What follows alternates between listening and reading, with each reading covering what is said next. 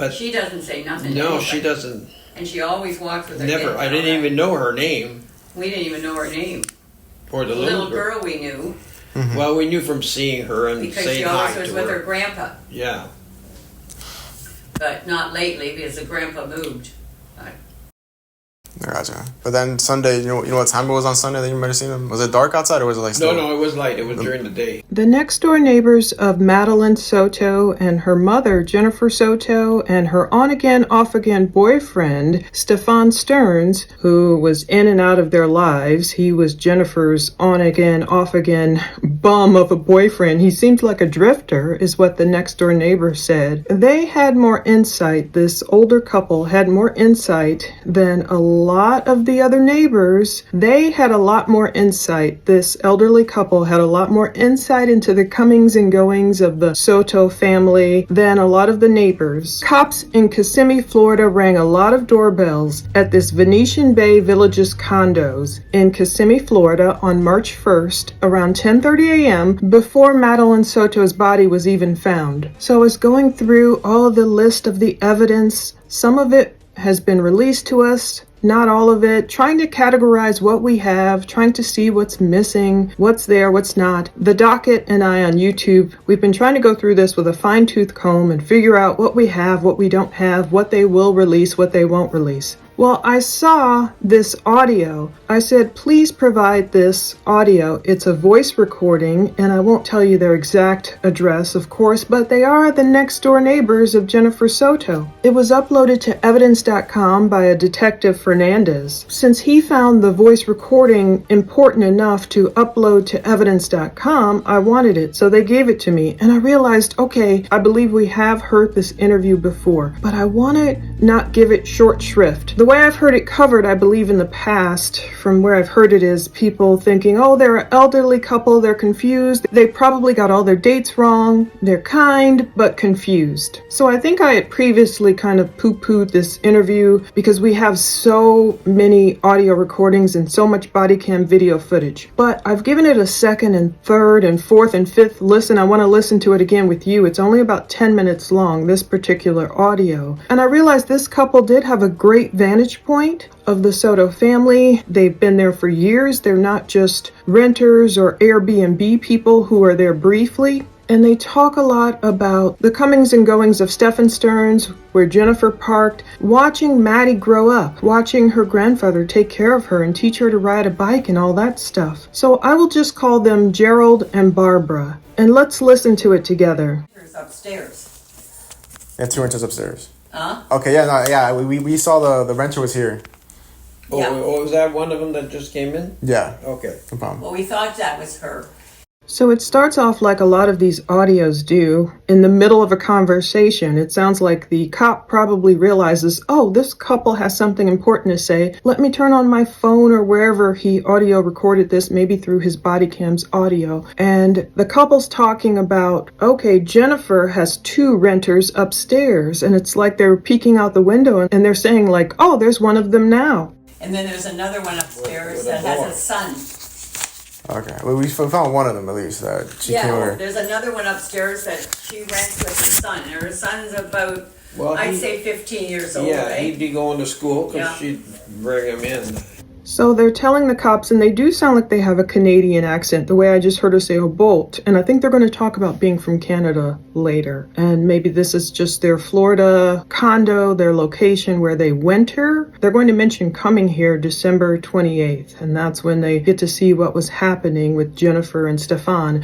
The important thing I'm thinking about elderly renters, elderly people, you know, a lot of people are like, oh, they don't know what's going on. But no, I think they very well could have a great testimony, be great eyewitnesses, because other people, if they're coming to these condos with their family, I see some of these Venetian Bay condos on Airbnb. If someone's coming just to visit for a week, you're not really going to know who lives there. You're not really going to be necessarily paying close attention to Jennifer and Stephan and Maddie. You would be going off to Disney World or Epcot Center or all these different places. You wouldn't necessarily be sitting there. Oftentimes, elderly people spend a lot of time at home. home. I get it. I'm a homebody too.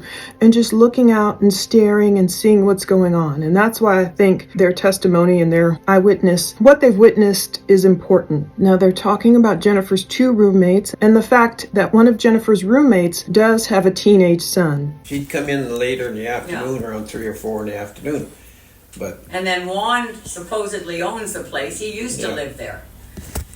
They talk about one of Jennifer's roommates coming home, I guess picking up her son around 3 o'clock or so, maybe after school is over, and that's when they noticed she would come home. And then they even realized that Jennifer's dad, Juan Soto, does supposedly own this condo, and you do see his name all over a lot of things associated with this address. That's the grandpa. But he doesn't live there now. He converted this van into a living quarters, and I guess he's traveling the country, so, but. See, we were here when they moved in. So they have a lot of insight. They said something important there that got me to thinking. Juan owns the condo. He used to live there. He converted a van and he decided to travel across the country, I guess. I don't know if he drove to other countries, but that got me thinking, especially as they'll talk about watching Maddie grow up over the years, seeing Juan teach her how to ride a bicycle and all that. I thought, oh, maybe he was the type of grandpa who represented a protective figure. I'm not sure if that's true, but imagine if Maddie was close with her grandpa and for whatever reason, maybe he decided to, I want to become a van lifer. I own this $200,000 condo. That's one of the estimates of the value I saw that it's worth. It's increased in value. He's taking in rental income. Of course, maybe he doesn't want to live there with his daughter anymore. I don't know when Juan and Jennifer's mom, Yolanda, got divorced or broke up, what the situation was there. Jennifer did talk about living in that condo pretty much since Maddie was born, on and off. So Jennifer's lived there apparently a long time, and I'm sure Juan saw a lot of comings and goings. But with Juan there, did Maddie have a support system? You know how they say it takes a village. Did she have that protective male figure there? And after, this is no fault of his own, of course. I'm not saying it's Juan's fault, but if Juan decided to take off and live the van life or whatever he was doing, was that one more reason Maddie's protection left? And Jennifer was able to move in a guy like Stephan Stearns, and without another male figure, protective male family figure around. We know Madeline's biological dad was off in Texas and in the military and with his wife, so that's one male figure not there. With Juan gone on his van life journey or whatever, did Stephan find it easy to move in as the male figure in this place and just do what he wanted? I don't know how many years But that was. so the last time you saw her was Saturday or Friday, Saturday. The little girl. Yeah, It was either Friday It or was on the Saturday. weekend. Yeah, it was on the weekend. Okay, what's her name? This is the point where they get a little confused, and I'm glad they don't definitively say, yes, I know I saw her, but they were trying to figure out when was the last time this couple saw Maddie. Mind you, this interview has taken place Friday, March 1st in the morning. So they're saying, look, we just saw her either Saturday or Sunday. It's not that much time has elapsed from them not seeing Maddie. It's not like the cops went and talked to them a month later and they're like, oh, I have no idea. It's still pretty soon. The memory should be fresh in their mind. So they're saying, look, we just saw Maddie. It was either Saturday or Sunday. Because she took We the little don't- dog out for a walk. Okay. We don't know exactly when, But we don't remember seeing her Monday. Yes, And Monday. we were here waiting for our friends to come to go to the clubhouse. Black shorts? Okay.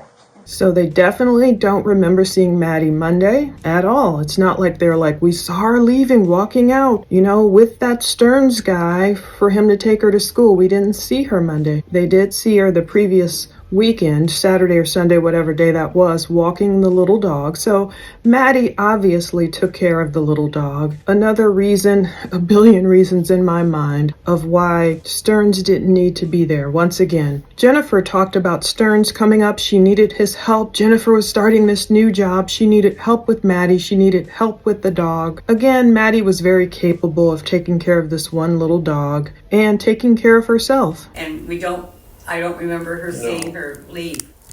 Gotcha. So, And then but the day you did see her, was actually acting weird or anything like that, or was she just walking her dog and came back? No, No. everything seemed quite normal.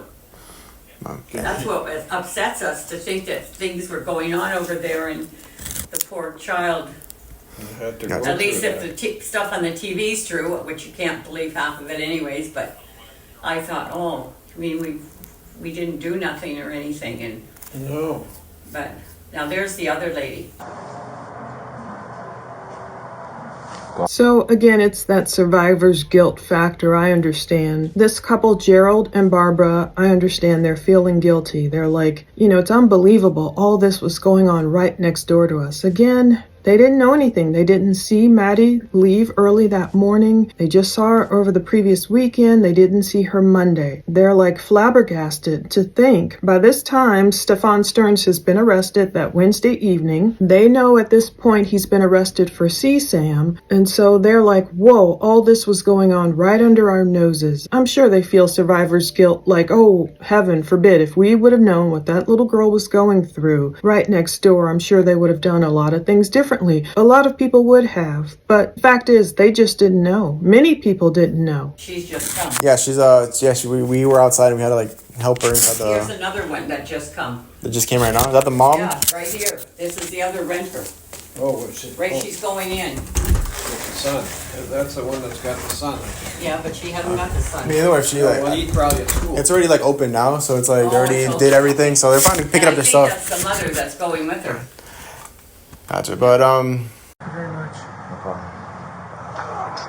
So one thing we can tell from this audio, it sounds like they're opening their door and they're just being great nosy neighbors, peeking right out. And by this time, it sounds like the condo has been released back to the renters and whomever. They're seeing both renters. This is likely when people were moving out. I mean, at this point, Maddie's body hasn't even been found, but they have an idea. We believe the cops said Maddie lost her life in this condo. So I'm sure the roommates were freaking out like, I don't want to live here anymore. This happened like right in the same condo where I live. And so all the people they're talking about coming in and out, both renters, maybe there she is with her son, or maybe that's Jennifer, but it sounds like they were moving things out. That's what the cop is saying. It's like they've opened this condo now. It's no longer, Jennifer and Stephan. Well, Stephan's in jail, thankfully, but Jennifer doesn't have to stay away from the condo anymore. She can come get her stuff. But it tells us what a great vantage point they have. You can tell they're just peeking out their door. You hear a door or something open. I don't know if it's the regular door, sliding glass door, if they have it open, but they can see very well what's happening.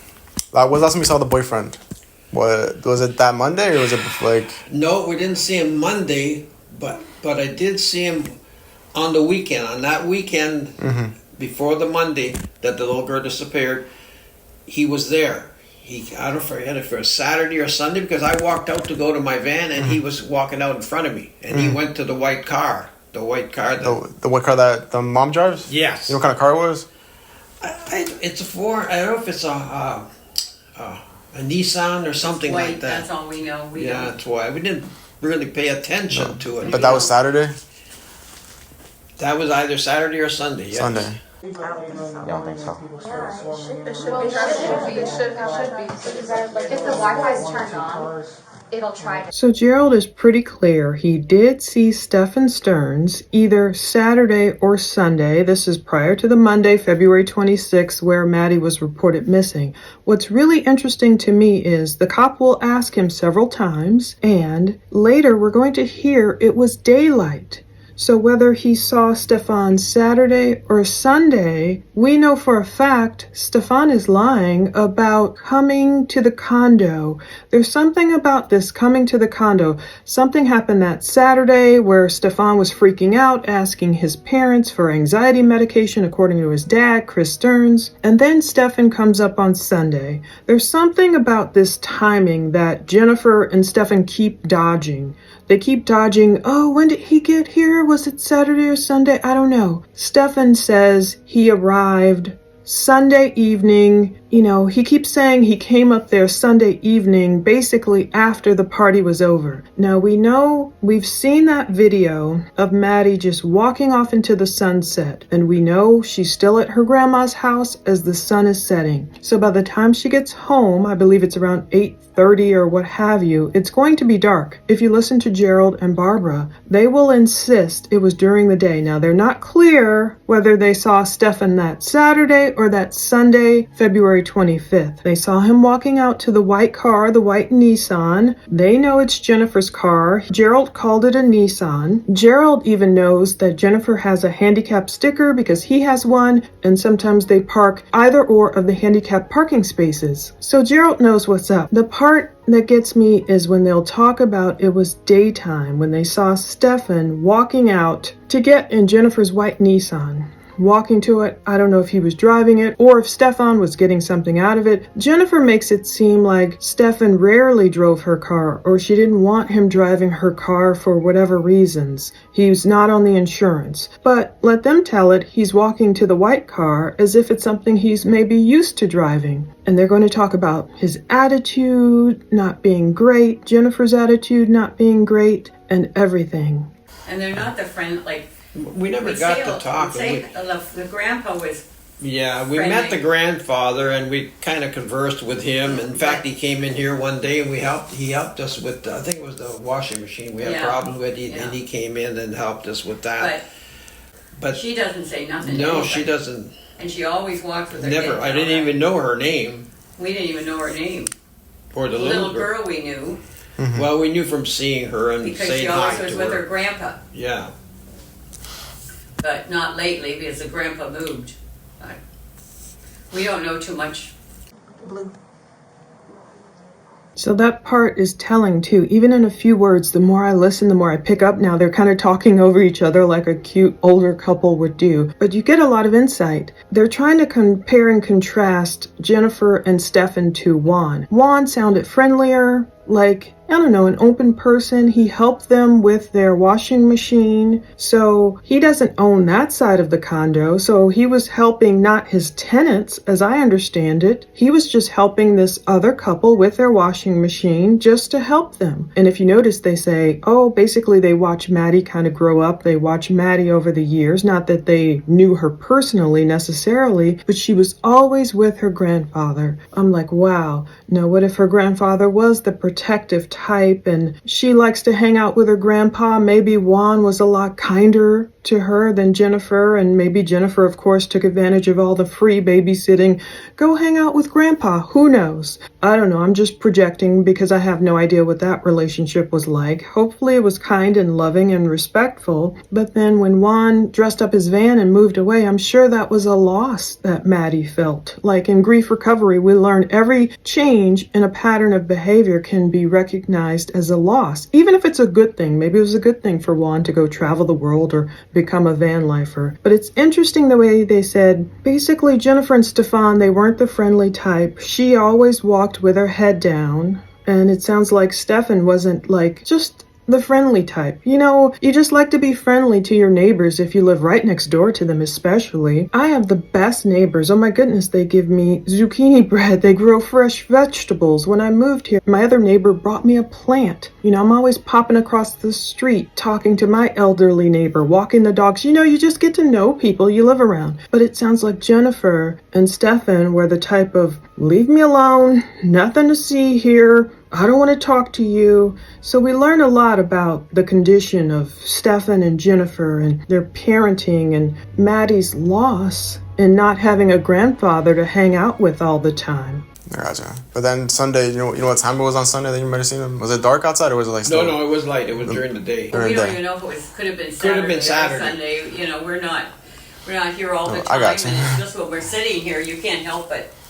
Now that's the part that was crucial to me, where I was like, wait a minute, he was sure it was during the day. Now, he wasn't sure, Gerald was not sure if he saw Stephan that Saturday or that Sunday, but he was sure it was during the day. So whatever day it was, it just lets me know that Jennifer and Stephan were lying about what time Stephan arrived in Kissimmee. There's so much confusion over that. Whereas, like for me, if I'm confused about when I arrive somewhere, if you have something, you can just look in your Google travel history or whatever. That's why the detective Tagler wanted to see it on Stephan's phone and so much stuff was wiped. But you can easily see, oh, okay, I arrived here then. You know, I can see where I've been. But Jennifer and Stephan were so confused and just could not remember what day he arrived and what time. So much so that it was something Jennifer brought up again in her immunity interview.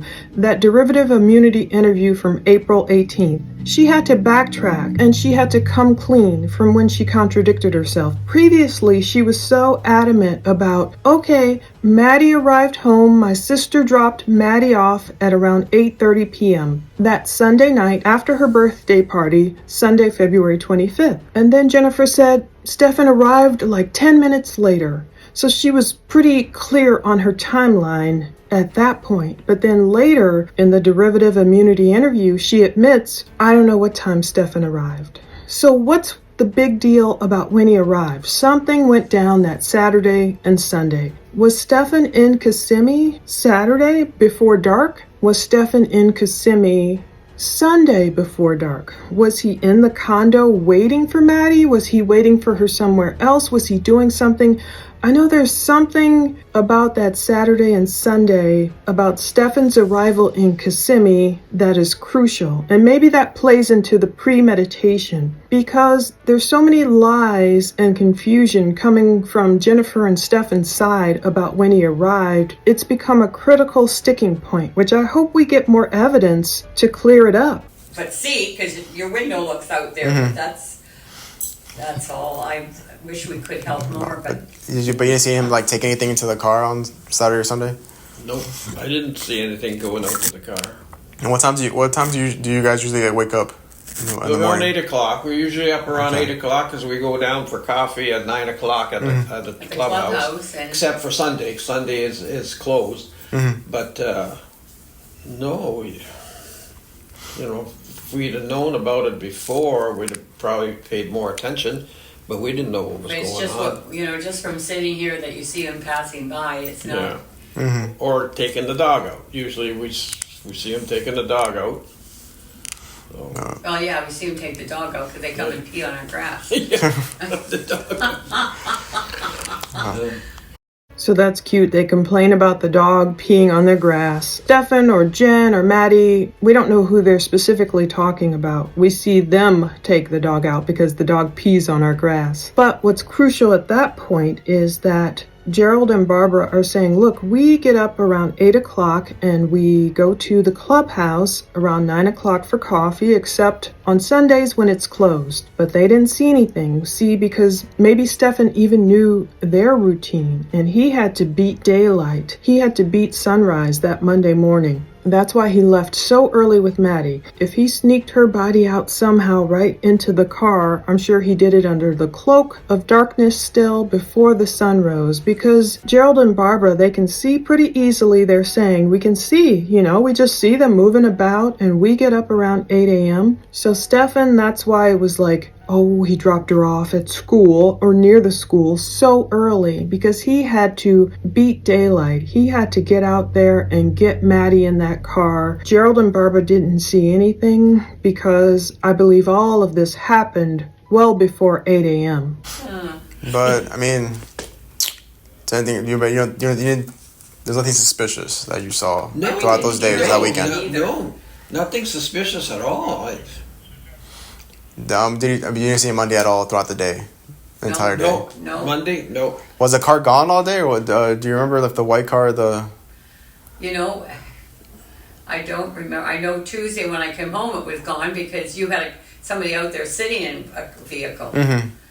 Yeah. And I thought that was strange. I didn't know it was police. I just thought, well, this is Usually, strange. yeah. Your car's not here. Usually the white car parks in either the handicap spots. Like I park in one and she would park in the other. And sometimes it'd be reversed. So Most of the time she parked yeah, in the other one. Yeah. yeah, But I wish we could help. But it's too bad. feel so bad. I hope that they find this little girl and That's bad. alive. Anyways, gee.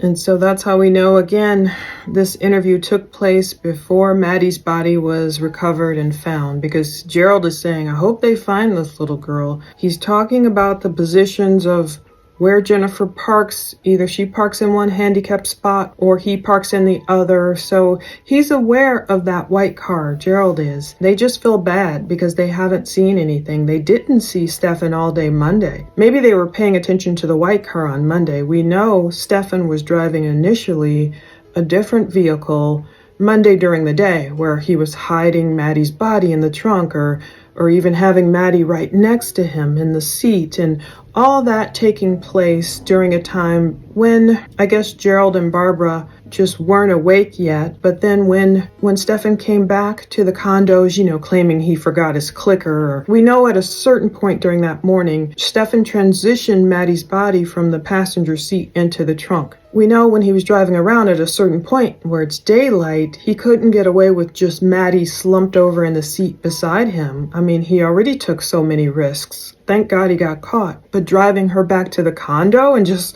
parking her in the parking lot, that wouldn't have worked. So no wonder, unfortunately, he hit her in the trunk. But Gerald and Barbara may not have been paying attention to the car that Stephan was driving. Maybe they just were only paying attention to the white car at that point. And then Tuesday rolls around, Barbara and Gerald start noticing more police activity, and I'm sure that's when things really get amped up. I mean, anything helps. We're just trying to investigate, trying to make sure everything's fine. But do you guys want to fill out a statement or anything like that? We're not what? Like fill out a statement?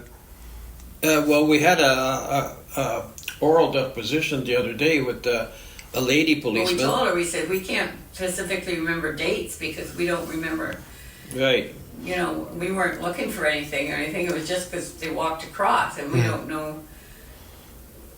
We had a hard time even remembering Monday. Then we remember we had a potluck. And Yeah, we had kind potluck on Monday. Tuesday we went out with our landlord's stepfather, which lives in St. Cloud. We took him out for lunch. And other than that, Wednesday, what did we do Wednesday? Well, I don't know. The police were all here Wednesday and Tuesday night. They were all here Yeah. when I came back from my thing. But we, as I say, Monday we didn't see anything, which was kind of unusual because we didn't see her come home from school. But you said the mom is the one that takes her to school every day. The Yeah. mom usually takes her to school and brings her home. And brings her home. Does the boyfriend ever take her to school? We've never seen him take No, her to we've school. never seen him take her to school. And that's why we kind of find it funny that particular day he's supposed to have taken her and dropped her off 2 blocks from school, from what the news says. But no, No problem. I can't even wish we believe could tell you more, but So that's another important thing they remembered and witnessed that Monday. It was odd. They didn't see Maddie coming home. They didn't see Jennifer taking her to school and bringing her home per usual. Now, this is another time where these eyewitnesses are like, look, we always see Jennifer taking Maddie to and from school. And they've never seen Stephan do it before. And that's another reason for all the inconsistencies in Stephan's interview, where if you've listened to the interviews, all the long list of them we've heard previously, it's kind of like, I can count on one hand the number of times Stephan has taken Maddie to school, or he's never taken her to school before. Oh, maybe a couple times. I believe this may have been his very first time ever supposedly taking her to school. I think that's why Gerald and Barbara never saw it before, and I think that's why there's so much confusion in the interviews and contrasting and conflicting stories about when Stephan actually ever took Maddie to school. Now, leave it up to Jennifer. Multiple times, Maddie has made this statement, can he just drop me off far from school because, he has a hoopty and all that. Was that really true? Did Maddie ever say that? And did they put all this blame on Maddie, like, she's very image conscious, it's a phase, and all that? Or was Maddie saying that about Stephan taking her anywhere else, or not wanting to be seen in either of his older cars ever? Was it really about school or not? Yeah. I mean, what you're telling me right now, that's a lot more information than half the people really know around here. People are next door neighbors and have no idea what's going, like, who they even are. No, because most of them are renters. yes. Like the ones next door, they just rent. The ones across there rent. The ones back here, there's been nobody in that place except Next for when we door first to got. us, yeah. Now we've been coming for 18 years, so we come at the same time for 3.5 months for 18 known that years. little girl. So we've watched that little girl. That's how we met the grandpa. And we watched that little girl. He taught her how to ride her 2-wheel bicycle, Yeah. and he used to take her to school. Yes. He lived there. Yes. So there's another important point. We see just how long Gerald and Barbara have lived there. They said they've lived there for 18 years, so no wonder they've seen a lot. They should have seen a lot of Jennifer over those 18 years. Well, at least over the past 11 or more years, or 13 years rather, that she's been living there on and off. You'd think Jennifer would know them better, because in one of Jennifer's interviews, she definitely talked about, I've lived in that condo on and off since Maddie, and it was redacted, since Maddie was born. So if Jennifer has lived there at least 13 years or more, you would think she would be friendlier with the elderly couple next door. You know, that's just another sign to me of how Jennifer probably is. But Gerald and Barbara knew so much because they said, look, we're not just renters, you know, they're just not people who rent these condos temporarily. They're not Airbnb folks who come down for a week or so. They've been there 18 years. And they talked about Juan, who's Jennifer's dad. Maddie's grandpa used to be the one that took her to school. Now they've seen that. They've witnessed Juan taking Maddie to school. They witnessed patterns, but they've never seen this Stephan taking Maddie to school. And they have an important vantage point since they've lived there so long. Now, not permanently. It sounds like they do a Florida vacation like snowbirds, you know what I mean? But they've seen a lot. They are witnessing a lot. I mean, if let's say a detective, like a major crimes detective, comes here, are you okay talking to him about what you know? Yeah, but we don't know much. I don't know. Right. Now you're saying because it's like you know this much, but who knows the little pieces well, actually. it. Yeah, you could pick out things in there that if we can help might in help. any way, we just hope that you find her. Yes. And what are your names? Gerald and Barbara.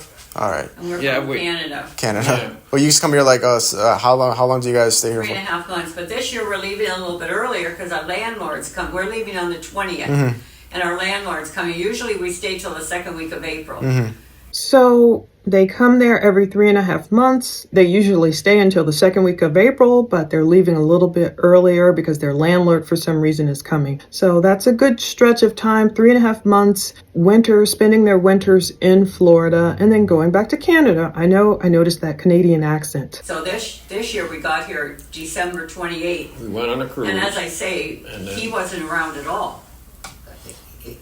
No. And so we were really surprised 3 weeks ago when he showed up. We thought, oh boy, out of the blue, he's here again, you know, because he just seems, We he hadn't comes seen and him. goes.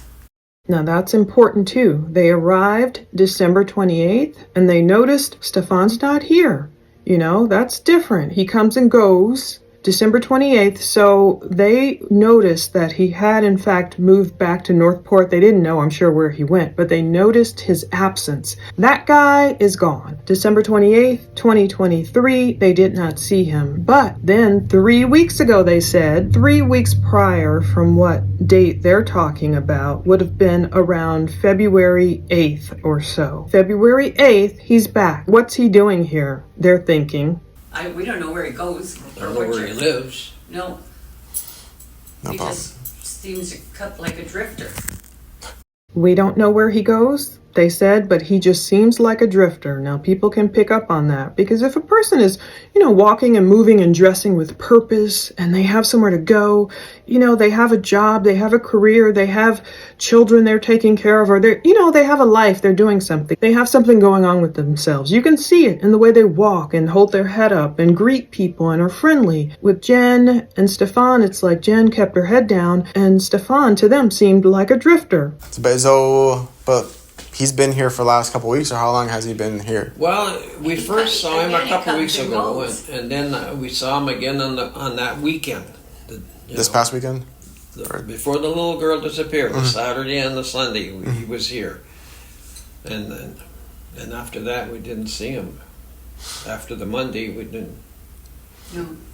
So now they're saying, look, Stephan was back. We didn't see him around December 28th, around that time. We know Jen said they wanted Stephan to come up for around Christmas because they were missing him. So maybe Stephan was there earlier in December, around Christmas time. So Gerald and Barbara weren't back yet. But once these Canadians came back December 28th, they're like, we did not see him. But then 2 or 3 weeks ago, 2 or 3 weeks prior, which would have been, let's say, beginning of February, around the time Maddie was worried about her cycle being late and something was going on Valentine's Day, February 14th, when Maddie decided to stop taking her medication. There was a lot going on in February. Stephan is back. You know, there was that question posed to Jennifer about, weren't you texting Stephan and asking him to babysit for you so you can go out to lunch with your friend? And Jennifer was real sketchy about answering that question too. Like, oh yeah, I don't know, maybe text what? I don't know what you're talking about. But yeah, no, like Stephan didn't come up for that. The cop is asking her, did you go out with your friend? And Jennifer's like, well, yeah, I went out to lunch, but I guess Maddie stayed by herself or something. She was really confused, and she offered short explanations for everything. So 2 to 3 weeks prior, around beginning of February or so, they saw Stephan back at the condo, obviously hanging around. And then they are sure they saw him the weekend prior to Maddie's disappearance. Immediately prior to her disappearance. They didn't see him Monday. So whatever they were doing, they sound like a busy, wonderful couple. They had their own stuff going on Monday and Tuesday. And we know by Wednesday, Stephan was arrested and jailed. But it's fascinating to me that they are sure they saw him that Saturday or that Sunday while it was still daylight. And I believe this couple. Now, they're not sure about it being Saturday or Sunday, but I believe they saw him in the daylight. So what is it about Jen and Stephan not being able to say, yeah, Stephan really came in town on that Saturday, or maybe he was here earlier that Sunday? There's something to this, and I think we're going to learn more at some point. And you might notice Gerald did talk about giving a different deposition to a different cop, and I did notice when going through this long list of evidence, there is a different interview with Gerald, which I'm not sure if we've heard yet.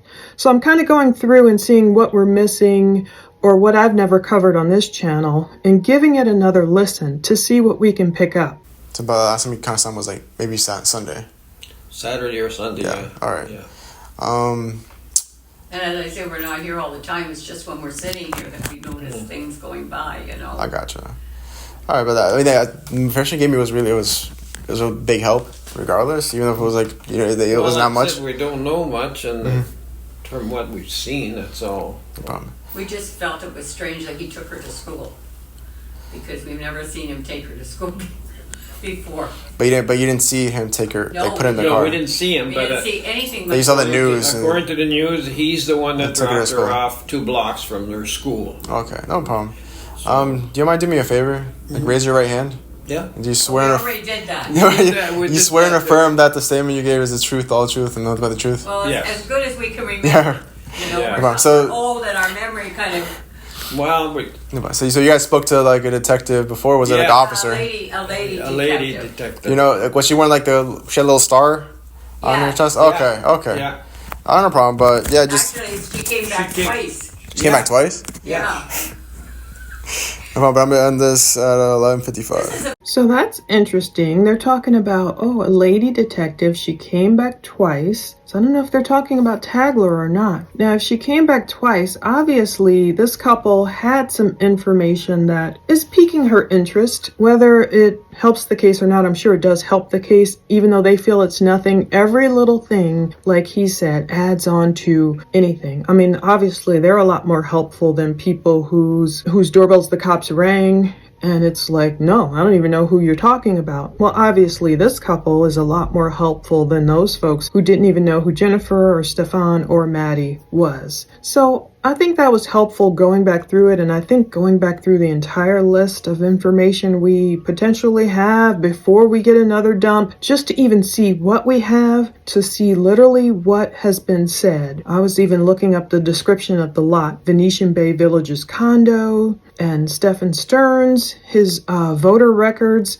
At some point on some website it says he's a 38-year-old Republican Party of Florida associated male, but of course his voting is inactive now, which makes sense. So I hope that was helpful going back through that. It helped me to take a deeper listen with my eyes, my ears, my heart, everything, and understand literally what was being said here, and reading in between the lines and thinking about it, and thinking about Maddie's state of being with her grandpa. She probably loved Juan so much and hung out with him so much, and then with him leaving, maybe he left a vacuum and just Jennifer's there. Jennifer moves in this fellow, Stephan, and maybe stuff maybe never would have gone down the way it did if things hadn't changed. But in no way blaming Juan or anyone, just trying to understand what happened. So I'll keep maybe in between different cases I'm covering, kind of doing this little exercise to see if we have everything I think we have